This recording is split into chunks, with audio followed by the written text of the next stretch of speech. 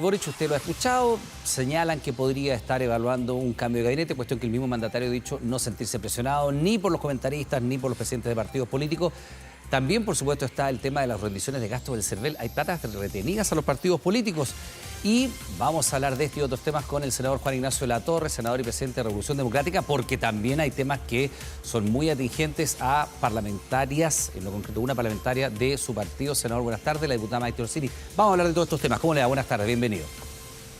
Hola Iván, buenas tardes. Gracias por el contacto. ¿Cómo está? Bien, pues partamos primero por si usted quiere lo más grande en política, que tendría que ver con un eventual cambio de gabinete del presidente Boric. Ha habido múltiples reacciones, la del mismo mandatario que dice no sentirse presionado, lo que es obvio, no evidente, también lo dijo el ministro Jackson.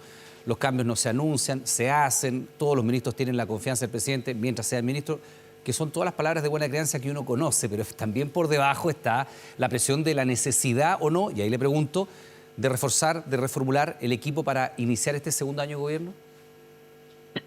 A ver, la vía institucional está abierta. En ese sentido, el presidente ha canalizado, le ha encomendado a su jefe de gabinete, Carlos Durán, que tenga una ronda de conversaciones con los partidos, con las directivas de los partidos para ir conversando esto. Y ojalá hacer ese espacio como está abierto, hacerlo ahí y no a través de los medios, sobre todo cuando uno es de un partido, o sea, un partido oficialista, que es parte de la coalición de gobierno y que además está comprometido con el liderazgo del presidente Boric. Yo creo que es de mal gusto hacer comentarios, en mi opinión, ¿no? por la prensa respecto de, mire, qué ministro debería salir, cuál encuentro débil, o si a mí me gustaría poner algún cuadro. Todas esas propuestas uno las puede hacer, y el canal para hacerlo está, y finalmente la última palabra la tiene el presidente y él recogerá la opinión de los partidos, pero también él puede echar mano más allá de los partidos, como ha sido también su tónica desde que instaló el primer gabinete con gente independiente, gente que viene del mundo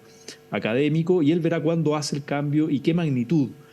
Porque algunos decían, me acuerdo, antes del receso legislativo, decían, no, el cambio hay que hacerlo ahora, un gran cambio de gabinete, hay que sacar mucha gente. Y la verdad es que pasó el verano, bueno, nos enfrentamos a los incendios, todas las emergencias, el gobierno estuvo ahí presente en terreno y ahora viene, claro, empieza marzo, y este es un año bien importante. O sea, yo creo que a la gente no le importa mucho esto del cuoteo político o la disputa por los cargos, pero sí le importa los objetivos que se fija el gobierno para cumplir este año. Y entre los objetivos está sacar adelante la reforma tributaria, sacar adelante la reforma de pensiones, enfrentar la crisis de las ISAPRE, seguir adelante con la reconstrucción. Hoy día tuvimos una sesión en el Senado con el ministro Monte, la subsecretaria Tatiana Rojas, sobre la reconstrucción y los incendios, o sea, la agenda de seguridad pública. Esos son los objetivos, esos son las políticas públicas que deben guiar la acción del gobierno y para lo cual el presidente está evaluando en el fondo si hace algún ajuste, senador, para enfrentar esos objetivos. Y para enfrentar esos objetivos, al margen, para ir a lo central, al margen de que el presidente tiene las atribuciones y todo lo que sabemos al respecto, que solamente de él depende, en su opinión, una opinión política personal, usted como presidente del partido, además como senador, ¿es necesario un cambio de gabinete? Su opinión, no inmiscuirse en las atribuciones que tiene el mandatario, que son obvias. A ver, uno siempre puede ver que pueden haber algunos sectores o algunos ministros o subsecretarías que podrían estar más débiles y por tanto reforzar. Y eso es permanente y recordemos que el último gran cambio que hizo el presidente fue post plebiscito. Hay un importante cambio. Y yo he dicho públicamente mi opinión, en esto el presidente puede tener otra opinión obviamente, que el comité político viene funcionando bien. El comité político que se definió ahí, y ojo, lo estoy diciendo como presidente de un partido donde sale el ministro Jackson del comité político, y nosotros podríamos tener la legítima aspiración de entrar al comité político nuevamente con algún cuadro, algún ministro o ministra, etcétera. Pero más allá de eso, yo creo, pensando en el gobierno, en el bien o el éxito del gobierno del presidente Boric, yo veo que el actual comité político está funcionando bien y no veo necesidad de hacer cambios ahí. En otros sectores podría ser, pero no prefiero dar nombres. Claro, prefiero no dar nombres acá por la prensa y esa evaluación la hacemos a través por interno, digamos. Ya, pero para tener claro su posición, o sea, usted no haría cambios, en su opinión, no son necesarios los cambios en el comité político, pero sí sectorialmente, y eso ya es atribución del presidente. Déjeme preguntarle, senador, por las últimas informaciones que hay en relación al caso, por decirlo de alguna manera, de la diputada Maite Orsini, diputada de su colectividad, dejando de lado, evidentemente, lo que tiene que ver con su vida privada, todo lo que tiene que ver con la actuación de ella cuando ya llama a una generala de Carabineros para interceder en favor de quien sería su pareja. Hay información que señala que el fiscal nacional requirió informe por la autodenuncia de la diputada Orsini por este telefonazo a la generala de Carabineros. Primero que nada, ¿usted estaba al tanto de que el fiscal nacional pidió estos antecedentes?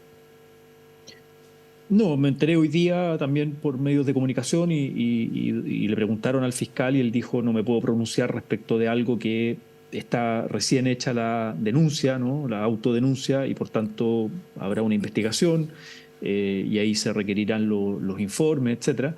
Y me parece prudente que él no esté dando opiniones de un caso que está recién ingresado, digamos, al Ministerio Público. Y nosotros lo que hemos dicho como directiva de Revolución Democrática es que respaldamos, y esto hubo una coordinación de nuestra secretaria general con la Diputación de Maite Orsini, respaldamos la autodenuncia, es decir, bajo los principios de probidad y transparencia en el actuar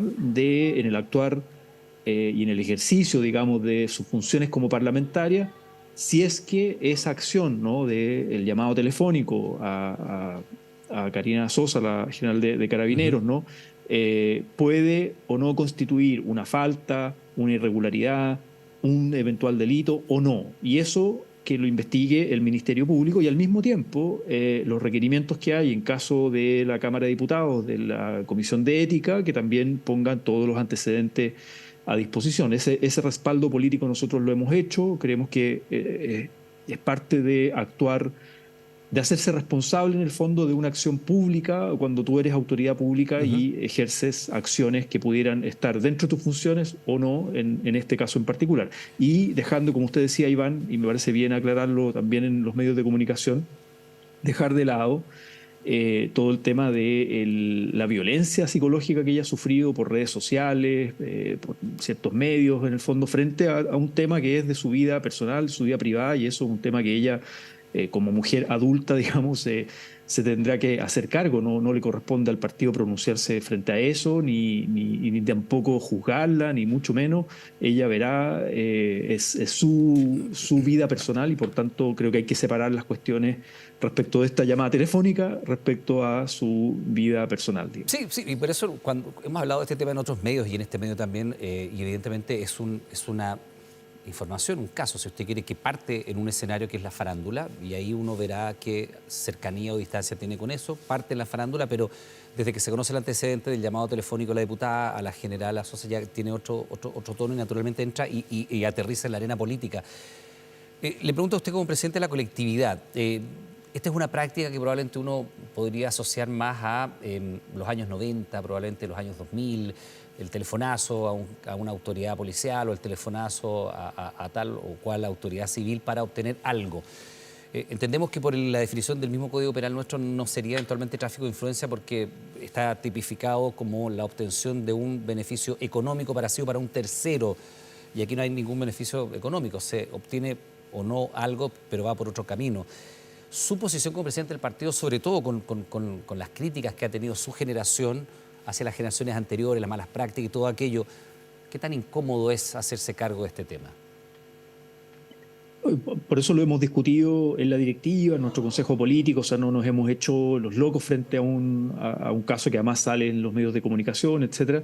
Y por eso es que creo que cuando ocurren cuestiones que pueden estar reñidas en el fondo en temas éticos o legales, ¿no? Lo importante en política creo que es dar la cara, y lo que ha hecho la diputada, y esto el partido lo respalda, es autodenunciar y poner todos los antecedentes frente al Ministerio Público. No esconder bajo la alfombra o hacer defensas corporativas, digamos, o justificaciones. Yo no tengo que en este caso, no voy a ser abogado defensor de la diputada Maite Orsini. Ella misma, en el fondo, pone a disposición los antecedentes y ahí habrá que escuchar la versión de la general, habrá que buscar informes, la versión de la misma diputada, y el Ministerio Público dirá si esto es una falta, no es una falta, es un eventual delito o no, y despejando eso. Y lo mismo en caso de comisión de ética. Entonces, creo que acá lo importante para un partido político y para una representante popular es hacerse cargo de las acciones, es enfrentar esto, dar la cara, ¿no? Con la mayor probidad, transparencia, y en eso está el partido, y por tanto tampoco me corresponde andar haciendo prejuicios, ¿no? Al respecto. Y sí dar un respaldo humano, si usted quiere, a una compañera militante que no lo está pasando bien por toda esta exposición pública. Sí, yo le preguntaba por el tema de, usted recordará, ¿no? Una entrevista en Twitch, me parece que era del ministro Jackson, que hablaba de los distintos valores que tenía esta generación. Por eso yo se lo preguntaba asociándolo también a práctica. En algún momento algún senador llamando, diciendo soy senador de la República, u otro senador decía a mí no me pueden controlar porque tengo licencia de conducir de carrera, ¿no? Y cosas que uno diría era una manera de hacer la política distinta a los estándares que hoy día tiene y que además el Frente Amplio ha levantado como bandera de lucha. Por eso yo le preguntaba por lo difícil o la incomodidad política del tema y por eso me gustaría una opinión sobre eso en lo particular, ¿no? No, por eso creo que, a ver, mi opinión, en mi rol de presidente de partido, es decir, acá nosotros no vamos a hacer, por decirlo así, defensas corporativas o meter esto bajo la alfombra, sino que al contrario, hemos dicho, valoramos y apoyamos la autodenuncia. Yo no sé si eso lo habían hecho o no otros parlamentarios antes cuando hay asuntos o denuncias o asuntos complejos, ¿no?, de abordar. El hecho de que uno mismo diga, mira, me pongo a disposición de, no de cualquier cosa, del Ministerio Público, o sea, el fiscal nacional recibe esta autodenuncia y ella dice, bueno, como ciudadana, digamos, y además representante popular, me pongo a disposición. Y eso lo respalda y lo valora el partido, y no hacer, o lo que se ha hecho otras veces, ¿no?, que es meter muchas veces los asuntos, hacer control de daño comunicacional, que no dar la cara, o hacer defensas corporativas y tratar de tapar la cuestión por otro lado. Acá, total transparencia, que se investigue, poner todos los antecedentes y asumir las consecuencias del asunto. Y en una vez el Ministerio Público dice, no, mire, ese telefonazo, a ver, no es ni siquiera ni una falta, ni un delito, ni nada, o sí, no lo sabemos, eso será parte de la investigación. Y en ese sentido, ¿cuál es la posición del partido? Porque eventualmente, si es que se configurara algún delito a propósito de esta propia autodenuncia que se hace cuando los antecedentes ya son públicos, solo para ponerlo en la cronología, se hace pública toda esta situación y a renglón seguido la diputada entrega los antecedentes y se autodenuncia, no es a la inversa. ¿Y cuál va a ser la posición del partido? Porque si hay una situación de carácter penal, es otra instancia, es el Ministerio Público la que tiene que determinar aquella verdad jurídica. Si eso no ocurre y se estima que es solamente una falta a la ética o un actuar imprudente, ¿cuál es la posición del partido allí? ¿Pasar a la Comisión de Ética? Porque ya en la Cámara se está pidiendo que esto lo vea la Comisión de Ética. Hay parlamentarios de la UDI concretamente que se han manifestado en tal sentido que incluso ella no debería estar en alguna de las comisiones, como por ejemplo la Comisión de Seguridad, en fin, donde tiene que tener una relación directa con Carabineros. No, lo de la Comisión de Ética en la Cámara, cualquier diputado puede presentar el caso y ella tendrá también que entregar los antecedentes ahí. Respecto al partido, y simplemente parte del funcionamiento del partido, cuando hay una denuncia de algún militante, de algún caso en los tribunales, tanto regionales o Tribunal Supremo, ahí el partido, o el tribunal en el fondo en este caso, se pronuncia. No es la directiva del partido, el consejo político, no hace un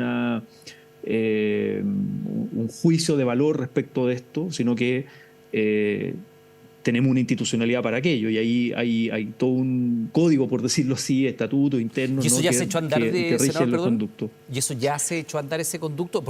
O van a esperar, solo para tener la información de cuáles son los pasos, ¿se va a esperar lo que va a hacer el Ministerio Público o el partido de manera independiente, de manera autónoma, teniendo en cuenta los principios del partido, las normativas internas, va a echar a andar los mecanismos para ver de qué se trata esto, requerir antecedentes, pedir a la diputada que entregue una información? ¿Cuál es el mecanismo? Lo que nosotros primero, y por eso lo hemos hecho público hoy día, declaramos públicamente, lo hice yo como presidente de partido y se envió a distintos medios, es respaldar, porque nos parecía que lo primero, antes que los tribunales del partido, que son tribunales ético-políticos, digamos, no son tribunales de justicia. Entonces, claro, acá nos parecía que frente a un eventual, como habían algunas voces diciendo que acá podía haber tráfico de influencia, delitos, etcétera, bueno, frente a eso, lo primero es la investigación de carácter del Ministerio Público, y en eso respaldar la autodenuncia. Ese es el primer paso que tomamos. No hemos descartado nada de lo demás, pero lo primero es respaldar esa acción de la Diputación y acompañar, obviamente, a la diputada, a su equipo, etcétera, que no lo está pasando bien. Y luego, bueno, se verá si es que hay alguna presentación a los tribunales internos del partido. Eso no se ha hecho hasta ahora. ¿Usted habló con la diputada, No senador? puedo decir más. No me he podido comunicar con ella, pero sí nuestra directiva ha estado en contacto con Con sus asesores, que entendemos que son quienes equipo. están... Sí. Sí, senador, ella, y eso es importante, el lado humano también. En el sí. fondo ella también no lo está pasando bien y en eso se respeta en el fondo un espacio también de tomar un poco de distancia. Senador, le cambio el tema antes que se nos vaya el tiempo. Entiendo que tiene otros compromisos, pero hay una serie de informaciones relativas a las retenciones de plata de parte del CERVEL, a las rendiciones electorales de diversos partidos, 17 partidos que tienen retenidos algunas de estas rendiciones por errores. En el caso de ustedes en lo concreto, se le han retenido una cantidad importante de recursos por conceptos que están en la revisión del balance que hace el CERVEL, del proceso electoral, donde se le solicita al partido el reintegro de gastos que habrían hecho en elementos que son bien llamativos. Se los voy a leer a ver si es verdad o no, si usted tiene esta información y qué le parece. Pizza, aceite, tortas de cumpleaños, mayonesa, atún, lomo ahumado, máscaras de base de maquillaje, máscaras de pestaña, acetona, una cartera, una manga de una marca X, zapatillas, poleras, aros, collares. ¿Eso se rindió como gasto electoral? Ya, aclarar, y qué bueno que das el espacio, Iván. Esto salió en la segunda al día de hoy. Sí, está a 2 páginas y información... no son solo ustedes el partido, son 17 Sí, partidos. son 17 partidos. Y aquí salen 1, 2, 3, 4, 5, 6, 7, 8, 9, 10 partidos contactados con sus respectivas recursos que estarían congelados. Sí, ya, aclarar un par de cosas porque hay imprecisión en la información. A ver.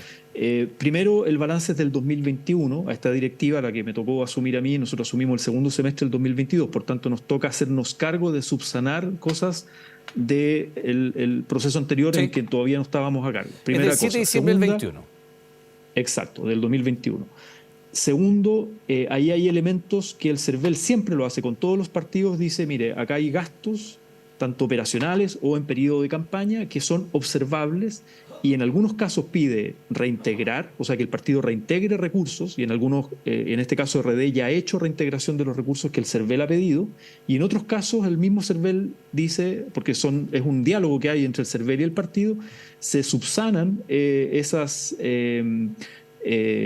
cuestionamientos y algunos de esos gastos son pertinentes. Por ejemplo, gastos que corresponden, algunos de los que usted leyó, a franjas electorales, maquillaje, un montón de cosas que se usaron en franja para la creación de los spots. Exactamente, y eso se gasta y se rinde y el CERVEL lo acepta. En un primer momento lo cuestiona, pero después lo acepta porque dice, esto fue acá. Entonces nosotros, lo que quiero decir, y nuestra encargada de finanzas, Sofía Valenzuela, que es parte de la directiva, ha estado en permanente diálogo con el CERVEL, ha estado subsanando todo. Mucho de esa información de la segunda es desactualizada, esa es cosa más antigua que ya se ha ido solucionando, y nosotros creemos que ahora, en estos primeros días de marzo, van a reintegrar los recursos a Revolución Democrática, y ahí haremos público en el fondo cuando llegue eso, porque esta información queda claro y queda como... Creo que reproduce el estigma que hay, como la desconfianza en los partidos, como que acá en el fondo los recursos públicos los pudiéramos malgastar. Sí, o sea, senador, si alguien lee etcétera. esto, lo va a asociar al tiro con los calzoncillos Hugo Boss del candidato París en su minuto. O sea, y uno dice, es lo mismo. Pero claro, si usted me dice pero que... No es lo mismo. Bueno, me refiero que para quien lee esta información puede decir es el mismo tipo de accionar. Ahora, claro, yo le doy los artículos y son bien llamativos porque efectivamente uno dirá la acetona, una lima, una máscara de pestañas, ¿en qué momento constituyen un gasto electoral? Claro, pero si usted dice que estos elementos se ocupan para la grabación de un spot y se puede acreditar que se compran previo a la grabación del spot y no son boletas puestas después, porque también hay que ver eso, ¿no? Exactamente. ¿Ya? Sí. Y la mayonesa y todo lo otro es parte, no tengo idea, del catering o lo que sea. Para catering es todos los servicios de alimentación del equipo técnico y humano. Sí, o incluso de equipos de porque campaña, se puede querido poner una torta sí. de cumpleaños en escena en alguna y se requería una torta de cumpleaños y hay que comprarla. Bueno, si eso se puede acreditar, o sea, efectivamente esto se declaró como gasto electoral y tendría el objetivo que usted dice, la grabación de los spots. Exactamente, y eso además ya se subsanó por parte del CERVEL mucha de esa información que aparece ahí en la segunda. O sea, hay recursos que RD ya reintegró al CERVEL y otros recursos que ya fueron subsanados y que el CERVEL dice, ok, esto está bien, es pertinente y por tanto estamos esperando el reintegro de los recursos RD en los primeros días de marzo. Del balance del 2021, hay que decirlo, del 2021. O sea, acá hay, y esto suele ocurrir a todos los partidos que hay cierto desfase, digamos, o se demora esta fiscalización. Y nosotros somos los primeros interesados en aclarar todo aquello y en tener una relación, y le puede preguntar al CERVEL, al presidente del CERVEL, cómo es la relación de Revolución Democrática, lo más pulcra en ese sentido, diálogo permanente, entregar todos los antecedentes a disposición, y nos interesa elevar nuestros propios estándares de probidad y transparencia. Bien, pues senador, le quiero dar las gracias por esta conversación, por su tiempo, por supuesto, por abordar los temas que queríamos abordar, el cambio eventual de gabinete, la situación de la diputada Orsini y también esta retención de gastos electorales de parte del CERVEL. Juan Ignacio Latorre, senador, presidente de Revolución Democrática, muchas gracias, muy amable. Gracias, Iván, que esté bien. Buenas tardes. Bien, pues nosotros vamos a hacer una pausa, son las